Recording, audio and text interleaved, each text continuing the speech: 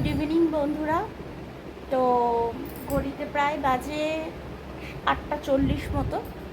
তো কর্তাবাবু তো কাজে, আর আমাকে একটু বেরোতে হবে, ওর কাছেই যাব। অ্যাকচুয়ালি ওর কাজটা কমপ্লিট হয়ে যাবে 9টা সাড়ে 9টার মধ্যে। তো তারপর আমরা দুজন মিলে একটু ঘরের দোকান বাজারটা করব। আমি তো একা বাইরে বেরোই না, না হলে আমি একা গিয়েই করে আসতাম। মানে আমি বেরোই না, না ও বেরোনোটা পছন্দ করে না।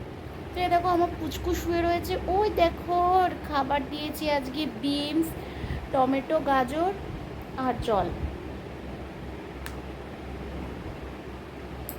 ইয়ে নেই, ওই পাতা নেই, শাক আনতে হবে আমার কচি।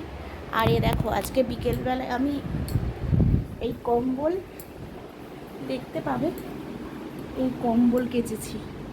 দাঁড়াও দেখাই বাইরে গিয়ে। এই দেখো বিকেলবেলা নাইটি কেচেছি, চাদর, এই কম্বল।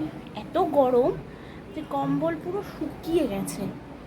আর এদিকটা দেখো কি ভালো লাগছে, ব্যালকনিতে বসলে ভালোই লাগে, কিন্তু একা একা কতক্ষণ ভালো লাগবে, সবসময় কি ভালো লাগে?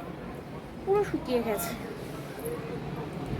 রান্না কমপ্লিট হয়ে গেছে, রান্নাটা করেই যাচ্ছি, কারণ এসে আর রান্না করার মন থাকবে না।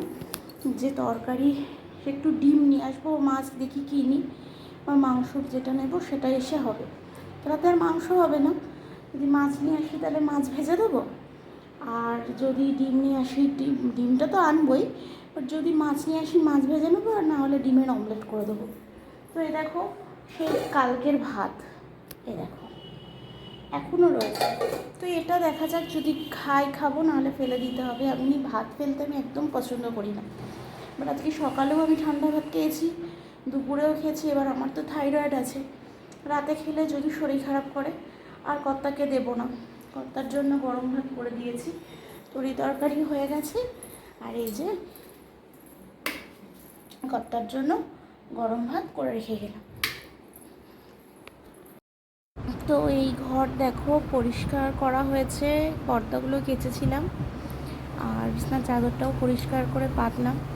ঘর পরিষ্কার থাকলে মনে হয় মনও পরিষ্কার থাকে, কিন্তু মনের শান্তিটা খুব দরকার, যেটা আমার নেই।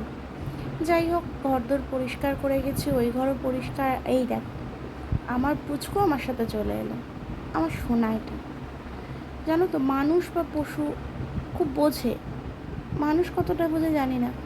ও কিন্তু আমি যখন রান্না করি আমার রান্নাঘরে এসে থাকে, যখন পুজো করতে যাই পুজোর ঘরে ঢোকে না, দূর থেকে দেখে। তো এই হচ্ছে ব্যাপার, আমি ওই ঘরে শুয়ে থাকলে আমার কাছে এসে ঘুরঘুর করে। ঠাকুর ঘর পুজো হয়ে গেছে, ঠাকুরকে রাত্রিরে 9টার সময় শয়নে দেব। আর এদিকে সমস্ত কিছু কমপ্লিট করেই বাজারে যাওয়া, না হলে এসে আবার কাজ করতে হবে। তো সেই বেরোবো। আমি শুয়ে শুয়ে একটু ফোন ঘাঁটছিলাম, এবার যাওয়ার পালা। আর ছাপা শাড়িটা পরলাম কেন বলো তো, ভীষণ গরম। তো চলো আজ এই পর্যন্তই।